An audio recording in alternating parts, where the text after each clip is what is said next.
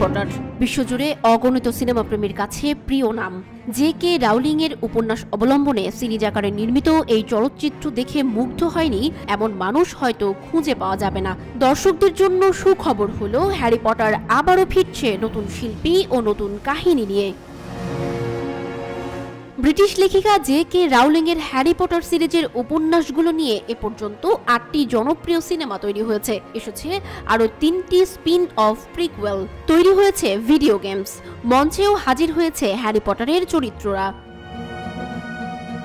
তবে হ্যারি পটারের ভক্তরা দীর্ঘদিন ধরে টিভি সিরিজ আকারে গল্পগুলো দেখতে চাইছিলেন। অবশেষে প্রযোজনা প্রতিষ্ঠান HBO 2025 সালেই হ্যারি পটার সিরিজের কাজ শুরু করার ঘোষণা দিয়েছে।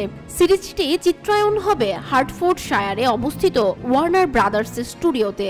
এর আগে মুক্তি পাওয়া 8টি সিনেমার শুটিংও সেখানেই হয়েছে।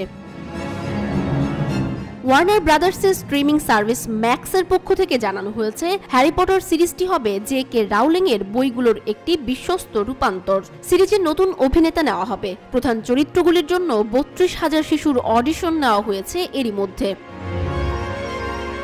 ওয়ার্নার ব্রাদার্স হলো আগের ছবির প্রযোজনা সংস্থা, যেখানে অভিনয় করেছিলেন ড্যানিয়েল র্যাডক্লিফ, এমা ওয়াটসন ও রুপার্ট গ্রিন্ট। 12 বছর বয়সে গ্রিন্ট নিউজ রাউন্ডে একটি খোলা কাস্টিং সম্পর্কে রিপোর্ট দেখে এ চরিত্রের জন্য আবেদন করেছিলেন তারা।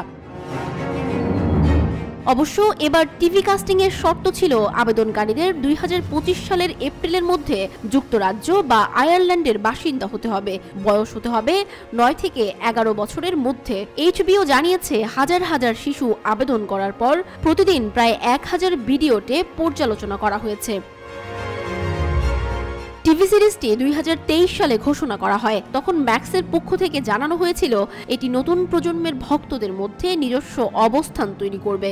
আশা করা হচ্ছে সিরিজটি মোট 7টি সিজনে বিভক্ত হবে। প্রতিটি সিজনে জে.কে. রাউলিং এর একটি বই রূপান্তর হবে। বইগুলোর বর্ণনা ভঙ্গি